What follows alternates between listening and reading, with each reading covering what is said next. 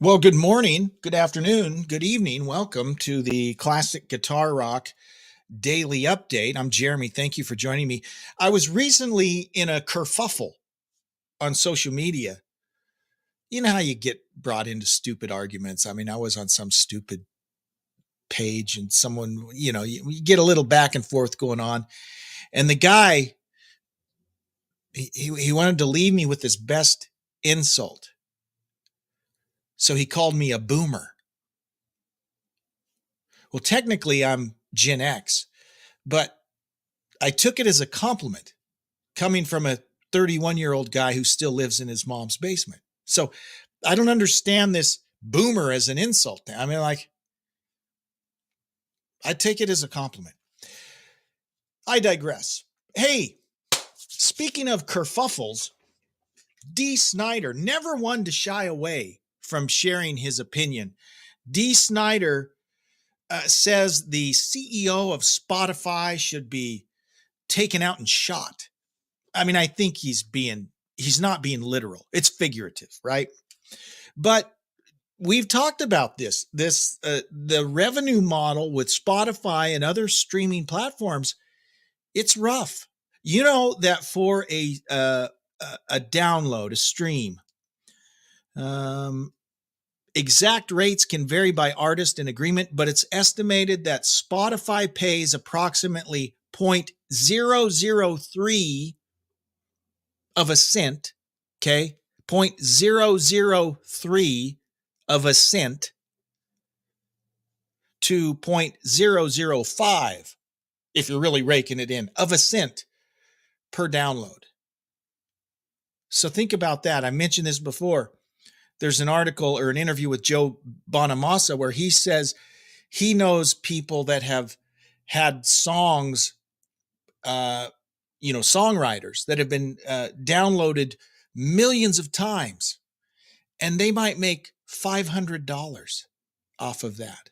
So, yeah, the artists don't make any money or very little money from streaming. And when this guy, what's his first name?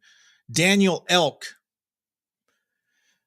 back in 2020, he said, quote, some artists that used to do well in the past may not do well in this future landscape where you can't record music once every 3 to 4 years and think that's going to be enough.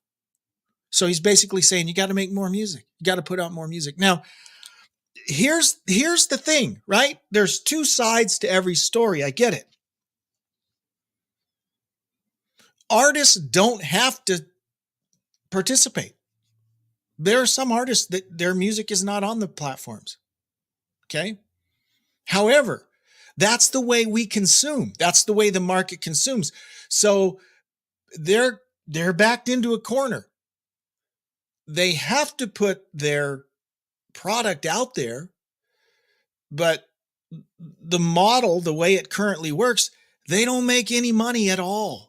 They don't make it. But if they don't, they won't make any money if they don't participate. But if they do participate, they will make so little money. It's ridiculous. So it's a tough situation. It's a tough situation. We will hear more about this. Dee says, make more music. It's insulting and belittling. He says licensing is the last godsend, the last oasis where you can actually make some money, because you can't make money touring.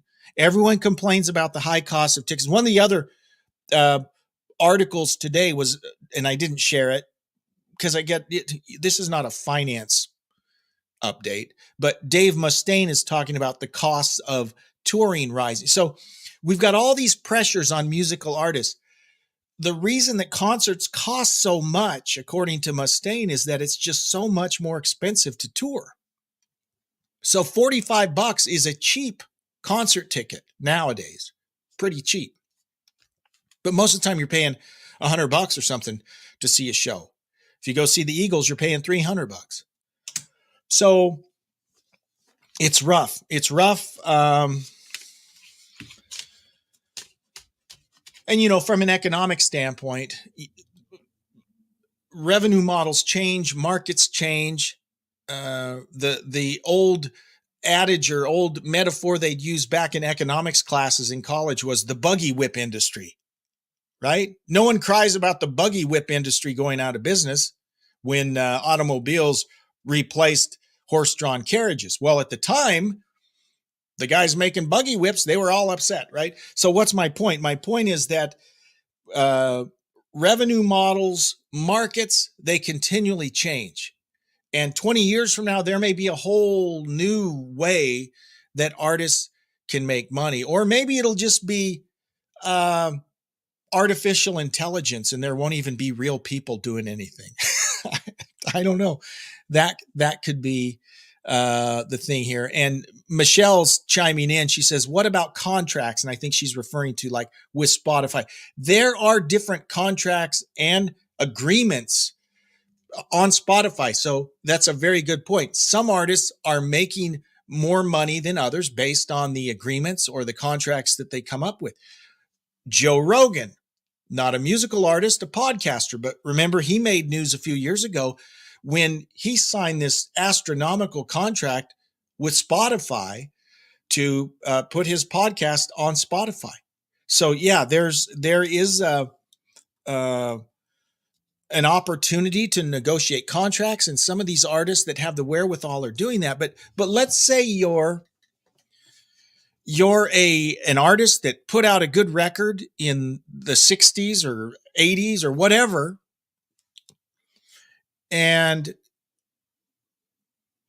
your only source of income is streaming. Now, Bruce says it will be government regulated at some point. Is that a good thing? Is that a bad thing? I don't know. And maybe Bruce is right. Maybe the government will step in and try and regulate this. The problem isn't going away. So the point that Dee brings up is a valid point and only the beginning of it. Where was I going with this quote? Licensing is the last godsend, the last oasis where you can actually make some money, the singer insisted. Steven Spielberg chooses We're Not Going to Take It for the finale of Ready Player One. Thank you, God, because I'm not getting anything from Spotify. Okay? So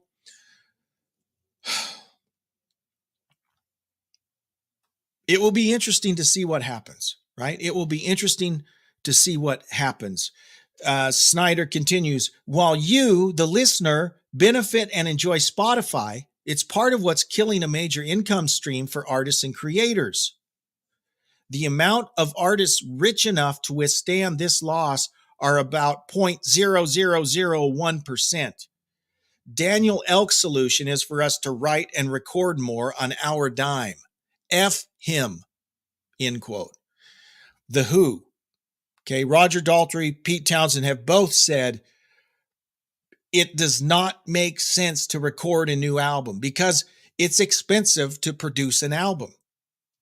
So am I going to spend $1 million to produce an album knowing that I will never recoup that cost in the current revenue model? I can't. When I'm getting 0.0003 to 0.0005 of a cent for every stream.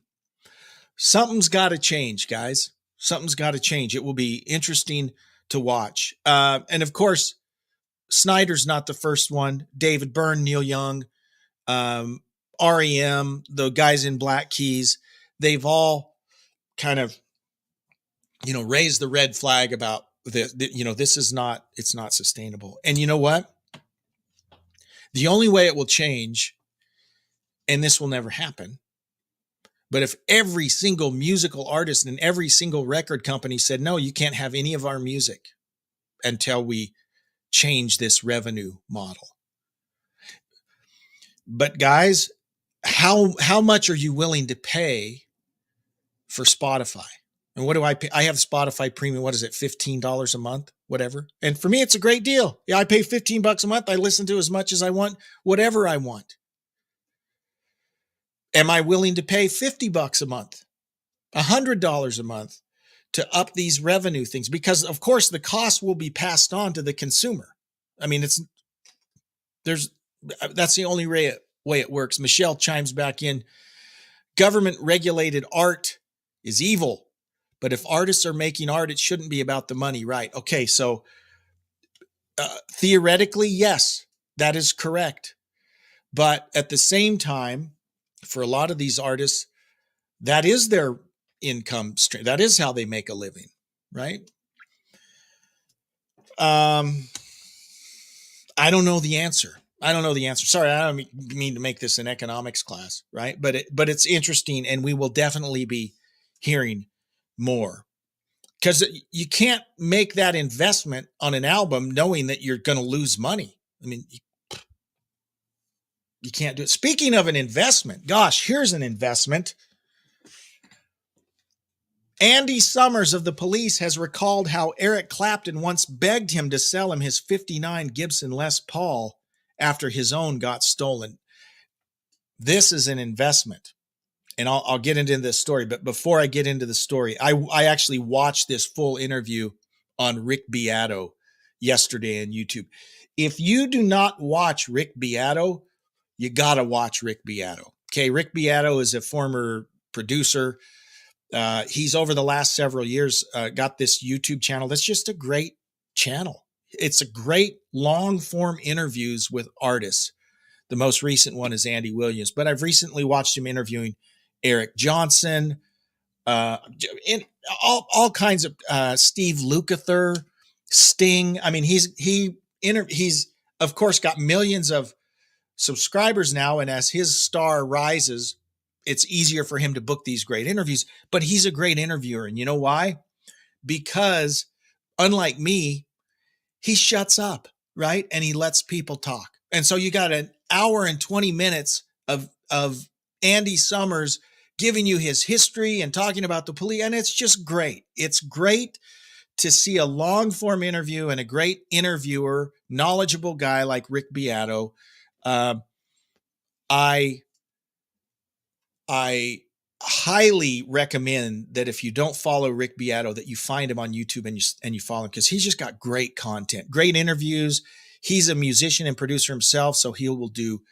When I first found him, it was like musical lessons, and not necessarily how to play a song, but music theory and just really cool stuff. His son has perfect pitch, and it's awesome that he'll have his son come in sometimes and he'll do these little demonstrations where his son shows his perfect. Anyways, I digress. I'm a huge Rick Beato fan. Highly recommend you follow him. But Andy Summers was on there. The interview went up yesterday, and I'm watching the Andy Summers interview.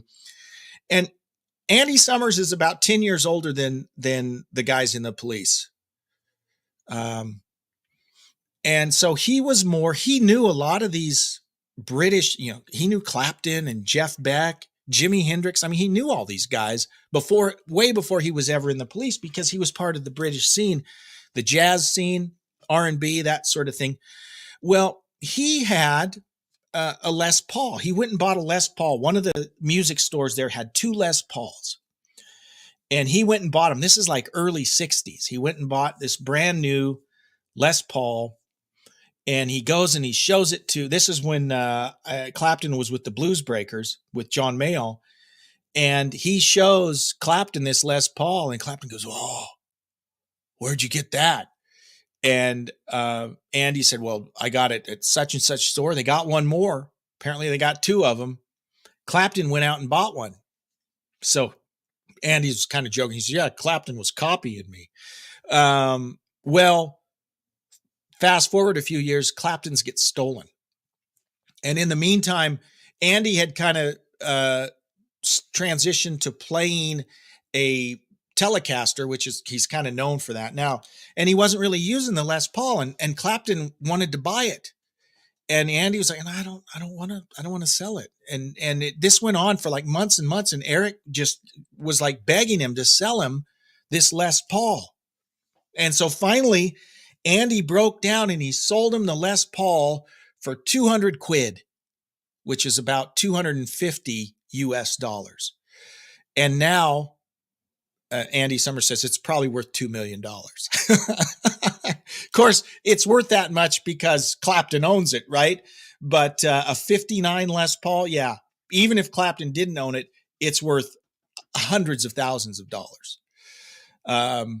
So that was a good investment on the part of Andy Summers. Now, one of the funny things he says in the interview is that when he took it down to the studio, Clapton's agent had paid Andy for it, and then Andy was supposed to deliver it to Clapton. So Andy takes it down to the studio, drops it off, and he was not feeling good about it. He did not want to sell it, but he and Clapton were friends. Clapton really wanted it, and so he finally, okay, I'll sell it. And then as he left, he's going outside of the studio, and he said the PA, there were speakers out in the little lobby, and he could hear what was going on in the studio. And Clapton doesn't know Andy's hearing all this, but out in the studio, Andy's hearing Clapton go, "Look at this guitar. This is beautiful. This is awesome." And he's like, and Andy's like, "Man, why did I sell?" He was regretting it immediately. Such is life. But man, talk about an investment. He sold it for 200 quid, and it's worth, at least, I'm sure it's millions of dollars. If Clapton were to sell that guitar, it would be, yeah. But check out Rick Beato. You get other great interviews like that. David Gilmour, speaking of British musicians, and I'm sure Andy Summers knows Gilmour. They're probably best friends or something. He's been working in the studio on a new solo record, which is going to be released in 2024. It's the follow-up to 2015's Rattle That Lock. I liked that album. That was a good album. He's released a few standalone singles. Remember, Yes, I Have Ghosts was in 2020. And then there was that surprise Pink Floyd single, Hey, Hey, Rise Up. That was in 2022. But he has not had an album out since Rattle That Lock. So this will be his first album. The news has been reported by the Pink Floyd website Neptune Pink Floyd, who have picked up on a series of social media posts by Gilmour's wife, the writer and lyricist Polly Sampson. She's posted a series of photographs on her Instagram account of David working in the studio with various artists. So that's exciting. We don't have a date yet when the album will come, but if it's like Rattle That Lock, I'm very interested to see that and hear that. One piece of bad news: Lars Ulrich, the drummer of Metallica, his father Torben Ulrich has passed away at the age of 95. And yesterday, Lars posted on social media, quote, Torben Ulrich, 1928 to 2023. 95 years of adventures, unique experiences, curiosity, pushing boundaries, challenging the status quo, tennis, music, art, writing, and quite a bit of Danish contrarian attitude. Thank you endlessly. I love you, Dad, end quote. Our condolences to Lars Ulrich and his entire family for the loss of his dad. Guys, thank you so much for tuning in today. I appreciate your support. Thank you again for those of you that are tuning in on the Well Classic Rock. And we will do it all again tomorrow. Live long and prosper. Take care.